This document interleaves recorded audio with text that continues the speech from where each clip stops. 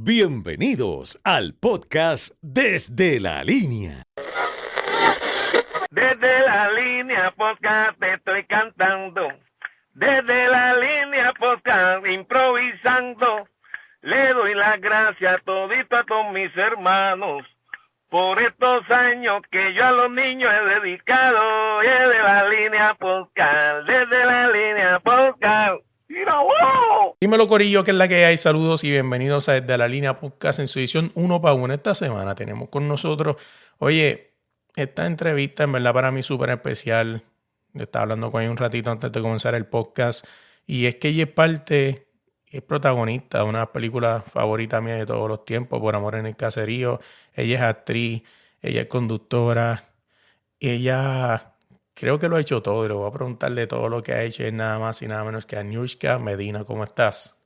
¡Epa! ¿Qué está pasando? ¿Todo bien, Luis? ¿Todo bien? ¿Todo bien? Feliz que se dio esto allá y como que... Ustedes están escuchando esto ahora, pero Luis y yo llevamos hablando un tiempo entre sí, no puedo, no puedo. Murió en el tiempo y llegó justo hoy. Vamos a estar hablando. Una cosa que me parece interesante, ¿verdad? El programa que estás hoy en día, que tú eres así. O sea, no me malinterpretes con el comentario, pero, o sea, lo que hemos hablado, eres así, o sea, como alegre, ese eres tú. Y es bien difícil conseguir una persona que sea la misma persona al frente de una cámara y detrás. ¿Tú crees que también eso sea como parte quizás de tu éxito, ser así, tan jovial, o sea, tan alegre, tan tú? Qué interesante, mira, qué interesante. Eso es algo que con el programa se ha resaltado bastante, porque antes podía ser pues en una entrevista o algo así, luego cuando la gente me veía en la calle me lo decía, y ahora con el programa, la semana pasada justo estaba animando un evento de cierre de campamento de boomers, y ellos están como sorprendidos con eso, y es algo que medio no planifiqué, como que sí, había veces en el programa se me olvida que es como el que hay un montón de personas viéndome a través del televisor, como que se me olvida, para mí ni pienso en ser otra persona, creo que sí, esta soy yo. Y han resaltado eso a través, yo siento que estando en el programa de televisión ha sido donde más como las personas conectan conmigo a través y me agradecen eso. Y es que pues siempre voy a ser como que yo, nunca voy a llegar allí y actuar de otra manera, como, no sé, ni lo había pensado, como que yo llegué y yo me hago yo mis chistes de como yo, Anushka, y creo que sí, como que, por ejemplo, con el programa de televisión, me lo agradecen mucho, que creo que sí, eso puede ser un poco del éxito, de que quieran ver el programa y se conecten conmigo. Siempre me encanta arrancar los podcasts con esta pregunta, y es, ¿quién es Anushka? Qué complicado. Qué complicado. ¿Verdad? Porque eso yo lo escuché, eso yo lo había escuchado hace poco. Y era como esa misma pregunta, un montón de gente. Y era bien interesante, como que era como que si empiezo diciendo que soy mujer, es como que, pero es que lo soy. Es como que y eso no me define, pero entonces, pero sí lo soy. Entonces, pero que soy actriz, pero entonces, pues eso me define. Es como un revuelo que nos podemos ir por el boquete negro como dicen, pero creo que no sepa de mí y sepa como que quién es Anushka, creo que sí voy a empezar diciendo que soy una mujer eh, de residencial público, que se crió con su abuela, que el arte la rescató y que le encanta ser esa persona con autenticidad al mundo. Me cogiste fuera de base, Luis. Creo que una mujer que vive el día a día, que vive en el presente, que vive agradecida, que vive conectada con Dios, con el universo y que sabe que esta vida es fugaz. Así que voy por ahí a la milla, corriendo, disfrutando, riendo, llorando, me caigo, me levanto y creo que esa soy yo. Me dices lo de residencial público, y una de las cosas por las que soy fan tuyo es que me identifico contigo. Yo vengo de un residencial público también y todo, o sea, puedo entenderte full las necesidades que pasaste, yo las pasé también, quizás un poco más, un poco menos, pero salir de un residencial público no es nada fácil, pero no imposible. Tú dices que también el arte te rescató. Eh, Qué interesante, ¿verdad? Todo aquello que hizo Antonio Morales de rescatar a las personas con el arte, sabiendo que el arte, como el deporte, a veces como que es escapatoria de poderte sacar de un momento de allí, donde tú estás, y poderte transportar a otra parte. Sí, sí, totalmente. Pienso que es algo que resaltó bastante y una vez me dijeron como que el por qué decirlo, el por qué la necesidad o por qué, y creo que es parte de mí, como que todavía al sol de hoy, con la edad que tengo, todavía yo viví más tiempo fuera del residencial que fuera del residencial. No, creo que no puedo hablar de mí sin hablar del residencial, por, justo como tú dices, quien no ha vivido en un residencial público no entiende. No tienes ni la más mínima idea. Aunque que yo no sé si te pasa, Luis, que siempre que uno dice que es de residencial público, las personas tienen la necesidad de decirte que conocen a alguien de ahí. Claro, Tengo un tío. O sí, chacho, lo que pasa es que yo tenía una tía, o no, nosotros íbamos ahí visitando. Sí, chévere. Pero quien no ha vivido en un residencial no tiene idea de cómo te marca el inicio de tu vida, de todo, dentro de las cosas buenas y dentro de las cosas malas.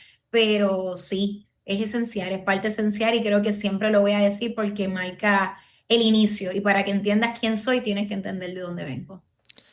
¿verdad? Y tú dices eso de residencial público y es algo interesante porque siempre hay que resaltarlo. En mi caso, ¿verdad? Como yo quizás soy una persona más privada, aunque tengo el podcast y no estoy en los medios, quizás no hablo tanto de ello.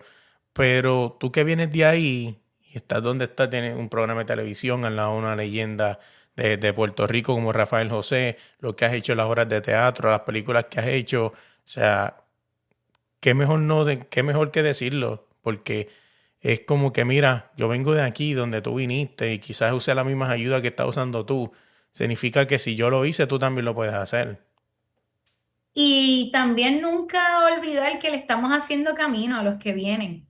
Y me hubiera encantado tener esas personas como ejemplo, esas personas de referencia, de saber de, oh, mira, hay alguien que salió de residenciar y mira lo que está haciendo. So, siempre estoy consciente de ser esa portavoz de que sí se puede. Puede sonar un poco trillado, pero igual como dijo ahorita, cuando uno viene de residencial público, carece de unas herramientas, que luego cuando sales y entras a la universidad y compartes con otras personas que sí tienen esas herramientas, te das cuenta de cómo ayuda que tú vayas por la vida mucho más preparado, de diferentes maneras, de profesional, emocional, con uno mismo, las relaciones, hay muchas cosas que uno como adulto la va aprendiendo y siempre voy a decir que vengo de residencial, que vengo de Luis Lloren Torres para mí misma también, no olvidar nunca de dónde vengo. Y para los que vienen detrás de mí, sepan que sí se puede.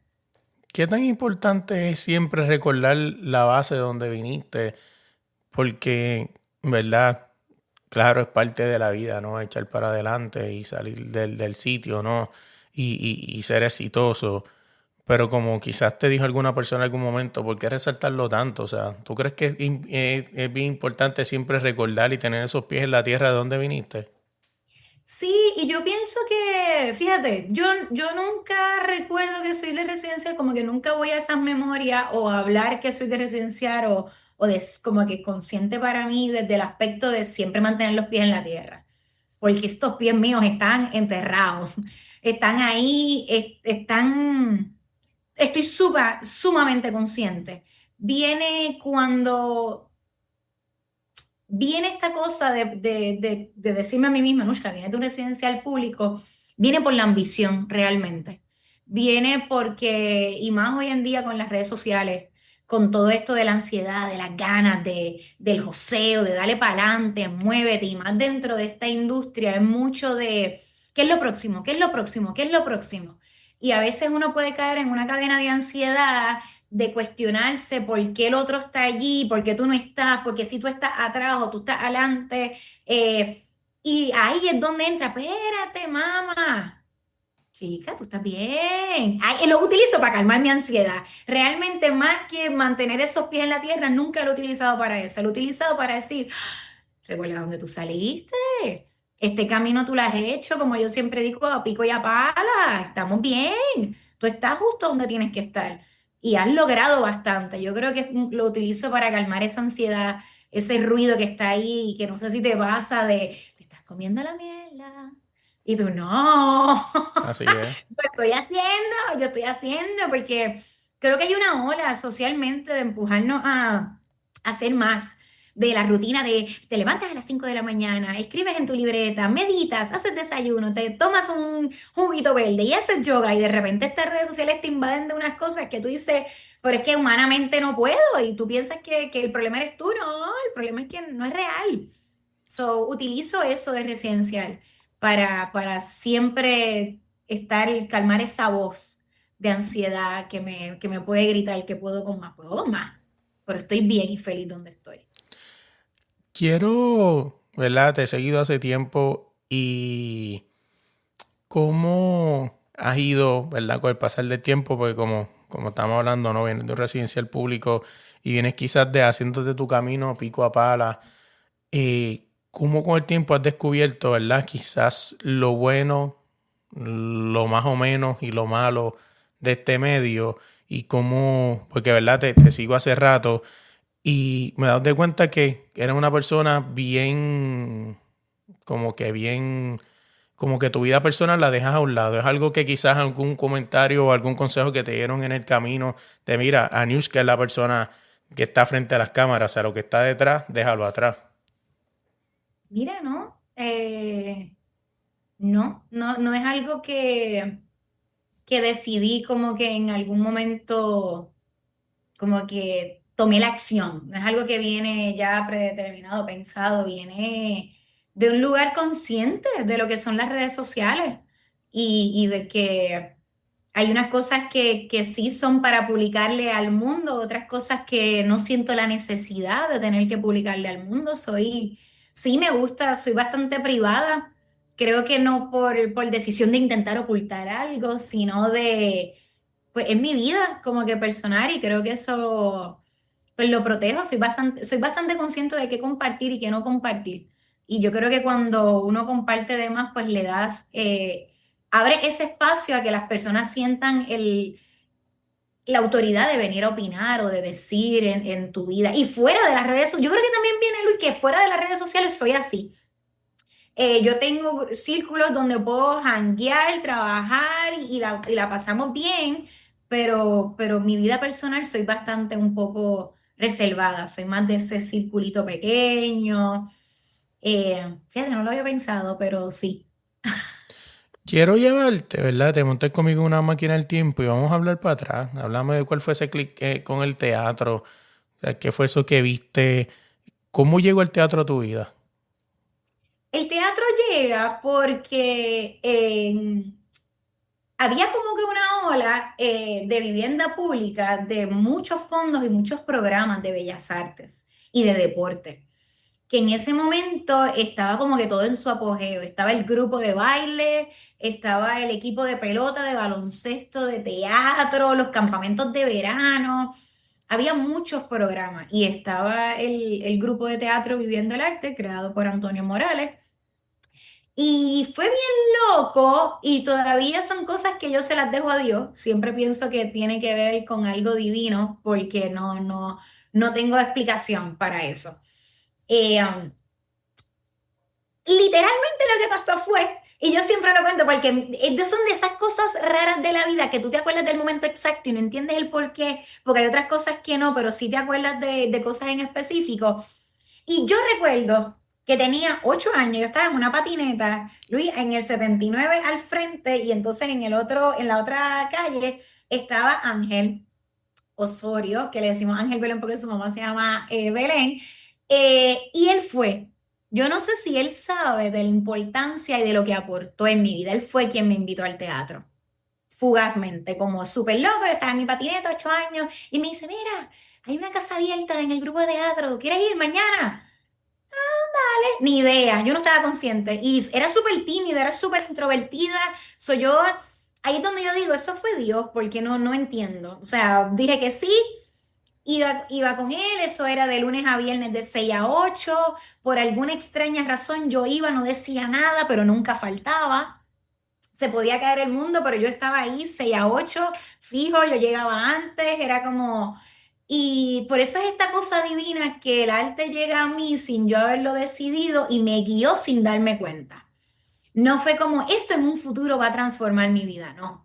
Yo no tengo más nada que hacer, yo salgo de la escuela, yo voy al grupo de teatro 6 a 8 y no sé por qué razón sentí esa lealtad y como llamada de decir, tengo que ir, yo tengo que ir. No, no te puedo decir qué me hacía ir. Yo sé que pues éramos un montón, se pasaba bien, pero no puedo decir algo, por eso es que pienso que fue Dios, como que ya adulta, grande, si miro hacia atrás, digo, qué cosa maravillosa. Ese comienzo en el teatro, pero era bien tímida, Luis, no hablaba. Yo estuve como creo que casi un año sin hacer nada, yo no decía nada, yo era muy tímida, muy introvertida, creo que la vida era muy complicada estaba procesándola todavía a los 8 años, hasta que hicimos una obra de teatro. Y nunca se me olvida, de repente montamos Lion King y yo era Nala, chiquita, y Antonio me dice, yo me tenía que emocionar con una línea y él piensa que te están ofreciendo a llevarte a comprar mantecado. Y yo, ¡wow! Me emocioné. Y la cosa es que poco a poco empezó a salir, empecé a entender que era algo que me encantaba con Antonio, era que el arte, aprendíamos del arte haciéndolo. Sí, sabíamos quién era Stanislavski, hablábamos de las técnicas, hablábamos de cosas, pero se aprendió haciéndose. Y haciendo en el camino fue donde yo dije, oh, como que esto me gusta. No consciente de que soy buena o no soy buena, era de que esto me gusta. Y claro, me encantaba también que cogíamos un tema de la comunidad y lo hacíamos teatro. Y sentía que estábamos aportando y que el teatro era para nuestra comunidad, que empezó así, como que un poco sin saber, descubriendo en el camino y llegó como algo divertido que hago con mis amigos y se queda en nuestra comunidad y la comunidad nos apoya y así llegó como que el arte. ¿Verdad? Tú dices todas esas cosas y yo viví parte de eso, ¿no? Creo que somos contemporáneos y vi eso también. Yo viví en el recinto Hermano La Pérez y sí se veía todo eso. Veía siempre un señor que iba a las canchas, que me acuerdo se llama Angelito, Ángel Morales, saludo, ¿verdad? De quiera que esté. Y era algo bien interesante porque era así, o sea, mira, ¿qué es la que hay? ¿Qué tú vas a hacer de martes a jueves? Que vaya a la práctica, ahora casi siempre era como de 6 a 8, por ahí siempre más o menos eran los mismos horarios. Y vi eso también en el teatro porque por alguna razón por lo menos los residenciales públicos que visité y que recuerdo, todos tenían un teatro. Manuela Pérez, Lloren Torres, Las Dalias, entre otros más, y todos tenían un teatro. Por alguna razón u otra, siempre estaba ese sitio donde tú ibas. Normalmente siempre era como un salón de computadoras, una biblioteca, y al fondo siempre era el teatro. Pero siempre estuvo allí. Siempre estaba allí. Interesante, fíjate, no lo había pensado y es cierto. Y hay otros que también tienen su teatro. Cuando hablo del teatro en Llorén, que todavía está, es el Teatro Osvaldo Lasalle. Teatro proscenio, con su escenario, sus butacas, su cabina. Canales también tiene un teatro. Es cierto, voy a investigar por qué Vivienda Pública decide como crear estos teatros en los residenciales públicos, que yo no sé si tú recuerdas, porque ahora tú dices que somos contemporáneos, esos teatros se llenaban. Sí. Nosotros éramos famosos, o sea, no teníamos una conciencia del mundo externo, pero nosotros abríamos funciones viernes, sábado y domingo y la gente en Llorén se compraba ropa para ir a ver y entonces y entraba la producción a decirnos, chacho, eso está lleno, la fila está allá abajo y la gente entraba y llegaba bomberos porque eso se llenaba un montón, la gente se quedaba de pie. Fueron un momento bien lindo, no había que obligar a nadie. Nosotros crecimos que lo agradezco, con el apoyo de la comunidad, con el apoyo de incluso también los deportes. El equipo de baloncesto tenía, ya íbamos. El equipo de baile, el grupo de baile tenía, íbamos allá también a ver su participación. So, era bastante el apoyo de la comunidad. Sí, yo me acuerdo que había un torneo que se llamaba Cancha Abierta, que ahí fue donde pude ir a visitar muchos de los torneos de los residenciales. Llegué a ir varias veces a Llorén, a otros residenciales. Y era eso, era un torneo que te hacía vivir como por momentos el profesionalismo, y hago comillas en el aire, porque tú ibas en la guagua y llegabas a la cancha, whatever, y llegabas a la cancha de otro equipo, el otro equipo te visitaba a ti, y eran como que esas experiencias te hacían vivir como que un momento como así como disque profesional, o sea, con un viaje. Sí, claro, nosotros nos pasaba. Yo me acuerdo la primera vez que nosotros tuvimos muchos años dentro del residencial. Luego, Vivienda Pública le encanta lo que estamos haciendo y nos lleva a sus actividades. Y luego de estas actividades vamos, por ejemplo, si íbamos al centro de la isla, a algunos residenciales y no tenían un teatro o un centro comunal, pues nos llevaban al teatro. Y ahí fue que empezamos ¡oh, somos profesionales! Y la hora se acaba y llega todo el mundo a pedirnos fotos, que sí, te da ese aire bien profesional, pero a la misma vez muy comunitario, muy lindo, muy humano. Que ahora hablando de esto, creo que la pregunta que haces al principio, de esta soy yo, en el programa en todas partes, creo que viene de ahí.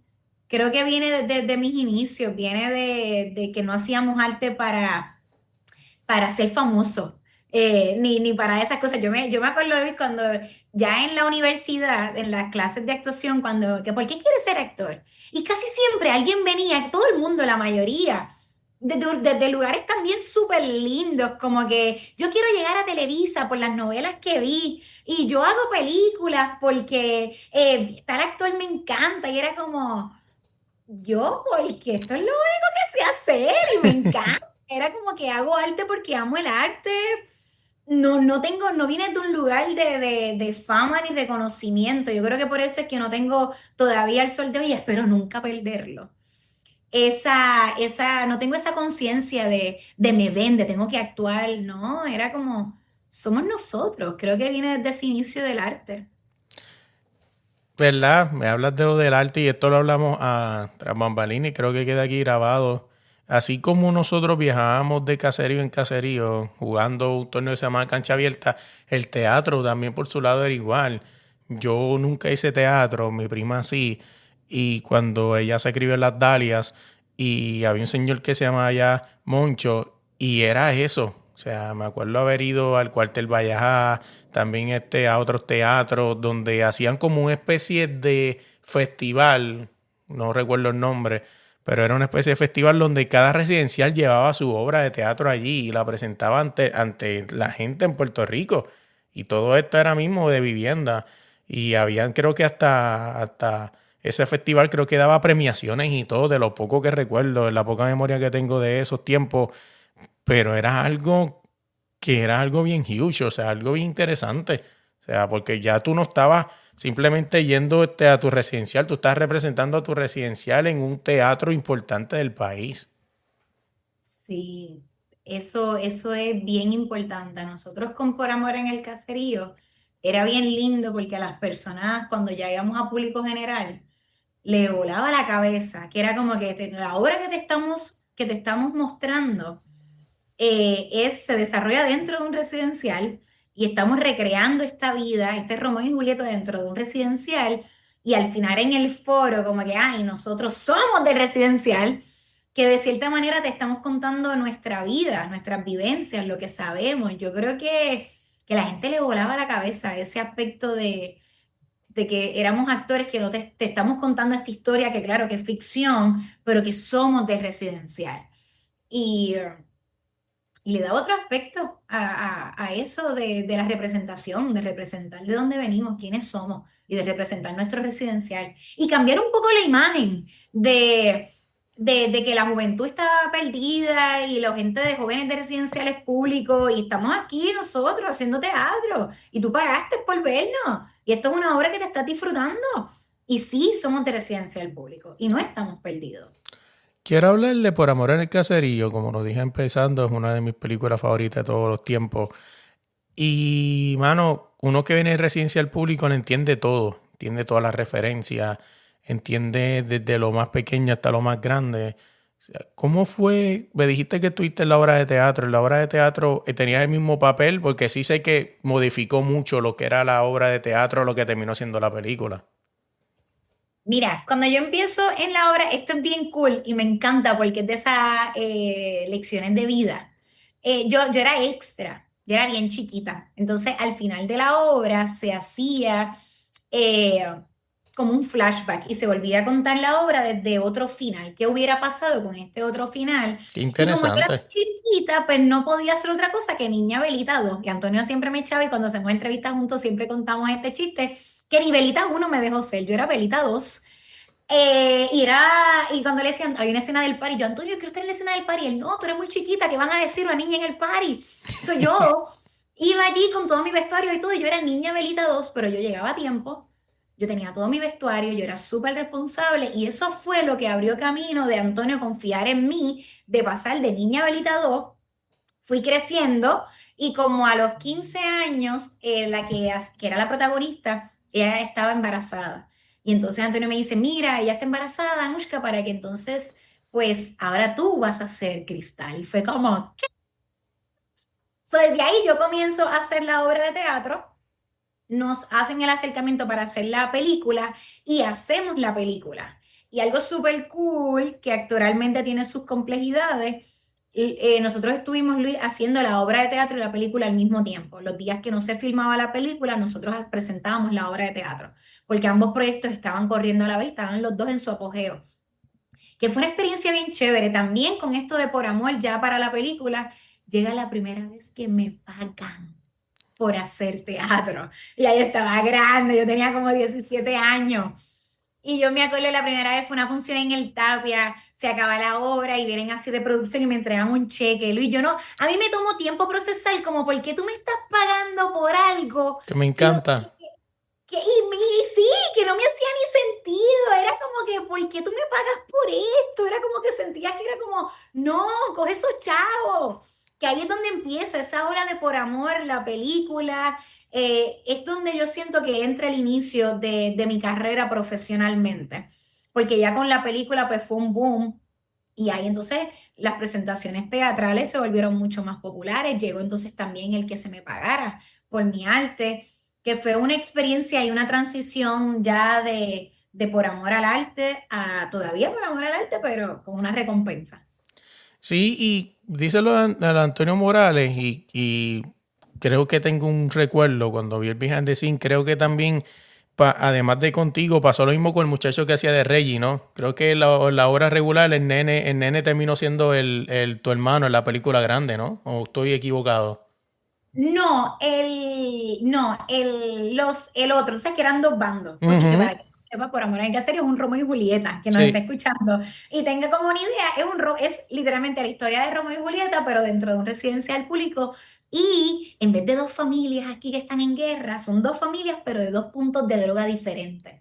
Y entonces la hermana de un punto de droga, que era el personaje que hacía, se enamora del primo de otro punto de droga, y ahí era como comenzaba la guerra. So, el personaje del primo, que lo hacía Bellito, que tú lo has entrevistado aquí en el podcast, él comenzó siendo Reggie, chiquitito, y luego pasa entonces al personaje de Papote, que muchos empezamos chiquitos y fuimos transicionando hacia otros personajes. Y luego entonces la que hacía, yo subo de Niña Belita 2 a Cristal, y quien hacía de Cristal sube a ser mi mamá, que entonces ahí nos rodamos porque éramos una compañía de teatro. Que con él fue que pasó esa transición de personaje. Qué interesante, y que te das de cuenta cómo era el compromiso de Antonio Morales y cómo él iba viendo y cómo iba dando otros papeles, ¿no? Porque era como que esa recompensa y la motivación de, oye, empezaste quizás con Niña Belita 1, pero mira, en la película terminaste siendo la protagonista, que es una película que va a quedar para la historia, ¿no? Igual como pasó también con Bellito. Y hay que darte cuenta que eso también es algo que motiva a la persona, porque me imagino que así mismo como quizás o tú pasaste a ser la actriz principal, y la niña Belita, una de aquel tiempo, decía, mira, yo también puedo llegar a ser la actriz en algún momento, en la transición. Sí, Antonio, nosotros teníamos un viaje a México, que eso fue otra cosa que nos regaló Vivienda Pública, del cual siempre voy a estar agradecida. Nos regalaba un viaje a México de capacitación todos los meses de julio. Wow. Así que Antonio vino y se inventó como las cintas estas de karate. Entonces él tenía una cartulina y en esa cartulina te daba puntos si tú llegabas a tiempo, si tenías disciplina, si llegabas con tu uniforme, porque teníamos una camisa de Viviendo el Arte, que él nos fue enseñando esa disciplina. El ensayo, que todavía lo tengo, el ensayo empieza a las 6, pero tú tienes que estar aquí a las 5:50 porque a las 6 comienza el ensayo. Y todos queríamos ir a ese viaje. Ese viaje era maravilloso, era todo un mes en México, haciendo arte, que a través, con esas cosas, quizás Antonio no está consciente lo que nos fue creando ese sentido de disciplina, de que si tú llegas a tiempo, tú te puedes ganar este personaje. No era por cara linda, porque en ese grupo éramos un montón. No era porque tú me caes bien, porque no. Éramos como 50 jóvenes comprometidos y quien tuviera ese compromiso, ese respeto, esa disciplina, más allá del talento, era lo que te hacía crecer dentro del grupo, era lo que te hacía lograr ese viaje a México. Que Antonio fue quien creó ese sentido de disciplina que todavía lo tengo. ¿Qué tan importante fue Antonio Morales en tu carrera?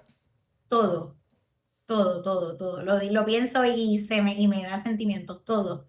Sin él, no sé. Muchas veces, una vez a mí me preguntaron, un productor, Edwin Ocasio, maravilloso, él me preguntó como que, ¿tú hubieras llegado al arte si Antonio no hubiera existido en tu vida? Y mi respuesta fue no, claro que no, no para nada. Porque no había otra manera. Él fue, como que yo no veo en mi vida en qué momento, porque como cadena, conocer a Antonio me fue llevando todo. Conocer a Antonio, cuando me gradué de sexto grado, es quien me dice, está la escuela de teatro en el Viejo San Juan, llévate esta carta para que entonces la lleves allí para que te cojan. Me graduó de cuarto año de la Costa y fue el que, mira, allí está Dean Sayas en el departamento de dramas, que él fue guiando poco a poco en el arte. Y el arte es quien ha guiado mi vida y el arte llegó por Antonio, que yo creo que sí, sumamente. Mi padre del arte, lo amo y estaré siempre agradecida con él. Antes de terminar el podcast, siempre me encanta darle al invitado la oportunidad de que me haga alguna pregunta o un tema que quiera hablar, así que tú me dices, tú escoges. Una pregunta de lo que te quiera hablar. ¿Cómo, ya que los dos somos de residenciales públicos, eh, que pudiéramos, me gustaría que le habláramos un poco, quizás si se cuela un escucha en este podcast de un joven de residencial público, porque algo que estábamos hablando al principio es bien duro, crecer en un residencial. Y más allá del residencial es crecer sin las herramientas. Eso ha sido para mí de las cosas más duras que se me ha hecho. El yo crear mi propia caja de herramientas y poco a poco ir aprendiendo de cosas que se supone que en la infancia hubieras adquirido. Eh, ¿cómo has llenado tú, Luis, esta caja de herramientas? ¿Tienes un podcast? También saliste de residencia al público. Me gustaría que habláramos un poco de cómo capturamos esa visión de que podemos salir, cómo llega esa idea de tenemos que salir de aquí, de que hay otras oportunidades afuera, cuando no lo ves, cuando no hay nadie que te diga, mira, puedes salir de aquí y hacer otras cosas. Bien interesante la pregunta. Yo te puedo decir, ¿verdad? Para empezar con eso, que mi papá fue quizás esa clave de mi papá nunca se crió en un residencial. Mi papá siempre toda la vida estuvo joseando por ahí en el barrio. Me crié entre San Juan y Carolina. La parte de Carolina era porque mi papá era de allá. Y mi papá siempre me lo decía, me hacía el comentario, mira, Luis, se puede salir de aquí. Pero después de adulto fue que me dio como quizás esas herramientas. Y yo pienso que una herramienta que pudiera ayudar a las personas que están hoy en día en el residencial público a salir de ahí, yo creo que es decirle ese comentario. Se puede salir de aquí. Se tiene que salir de aquí. Porque el residencial público, en su teoría, cuando tú buscas la historia, ¿no? Que es algo que he hecho yo, es que normalmente siempre los residenciales públicos fueron hechos, sí, hay otras estigmas que podemos hablar otro día, de quizás porque el gobierno lo hizo, etcétera, pero se supone que el residencial público era una transición de tu vida para lo próximo. Yo sé que la economía hoy en día está mala, que las cosas están muy caras, yo sé todo eso, pero yo creo que el mensaje siempre tiene que ser a los chamaquitos que están en el residencial público, es como que se puede salir de aquí. O sea, esto es una transición en tu vida. O sea, tenemos muchas cosas que ofrecerte, tienes el arte, yo sé que las cosas han cambiado, yo sé que quizás ya el baloncesto ni los deportes se ve tanto como en nuestros tiempos, ¿no? Tú pudiste ir a México. Yo en mi caso quizás pude viajar a muchos residenciales públicos jugando baloncesto. Yo sé que eso ha cambiado mucho, pero siempre es bueno al niño que está en el residencial público decirle que se puede salir de aquí por cualquier obra, ya sea por obras de teatro, ya sea por el baloncesto, ya sea por el deporte en general. Pero yo creo que siempre es bueno decirle a la persona que esto es una transición. O sea, que no... Que tienes que seguir para adelante, que te enamores de algo, o si no te enamoras de nada, pues ve a la escuela, sé un profesional y arte de lo tuyo. Yo sé que quien escuche esto va a decir, claro, Luis, sí, claro, qué bonito, tú no sabes las necesidades que estamos pasando. En mi casa, mi mamá cobra un cheque de $2,000 y las deudas son 5,000, etcétera, Luma, todo lo que sea, pero si no lo intentas, no sabes hasta dónde vas a poder llegar. Ujú. Sí, es bueno sembrar esa semilla. Y hay veces que podemos preguntarnos por qué ese afán de tener que salir, pero es como tú dices.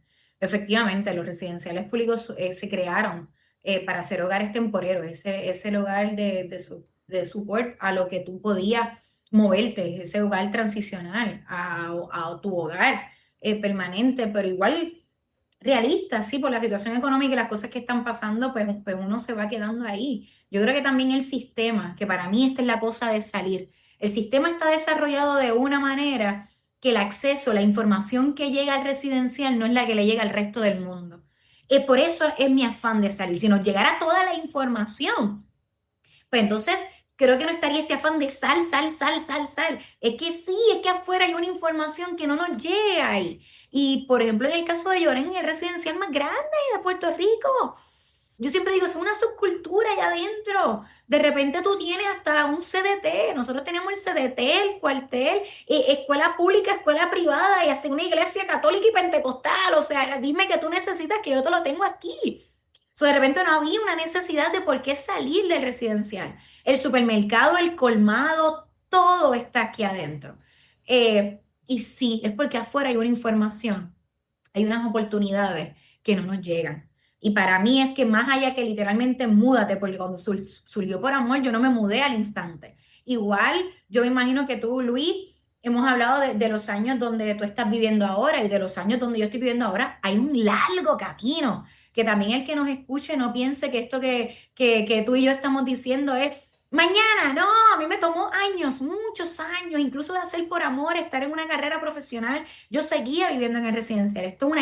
Es un camino largo y está bien, es normal que sea largo, pero, pero cada paso que se dé tiene que estar consciente de que lo estás haciendo por ti. So, yo creo que hermoso que sembremos esa primer pensamiento de afuera hay un mundo maravilloso. Creo que los próximos pasos y herramientas que yo sumaría a eso que estás diciendo sería el amor a Dios. Yo creo que el confiar y creer. Si tú tienes, hay algo dentro de ti que te dice, yo quiero ir por más, hazlo. Hazlo, confía en ti.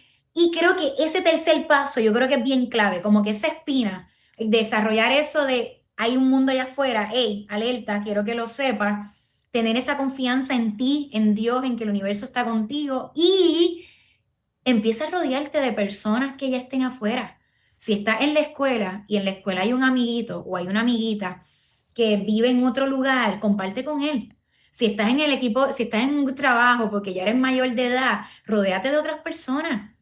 Sal, janguea, ve al cine, come, habla, pregunta quién está haciendo otra cosa. Y eso yo creo que en el camino a mí me ayudó inconscientemente. No lo hacía consciente, pero me iba rodeando de personas que eran diferentes, que no estaban en residencial o que estaban en el residencial pero hacían otras cosas.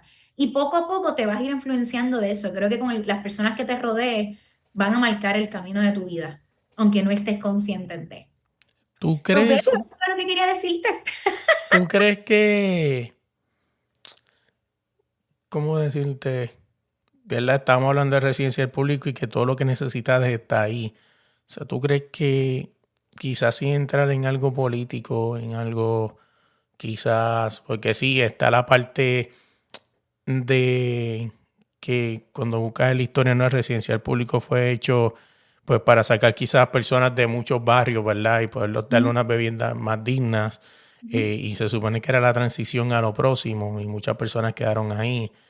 ¿Tú crees que quizás muchas de las personas que se quedaron ahí, sacando quizás fuera quizás las diferentes vicisitudes, las diferentes circunstancias que tengan en su vida, tú crees que sea porque eso mismo, porque el sistema se los tragó el sistema, porque el sistema te lo da todo, es como tú misma dijiste, como que ¿qué necesitas? Esto te lo voy a dar, aquí está todo. No tienes que salir de este canto, o sea, este pueblo. ¿Tú crees que quizás también sea culpa de eso mismo, de que quizás te lo da todo y es como que si lo tengo todo aquí, ¿por qué salir afuera?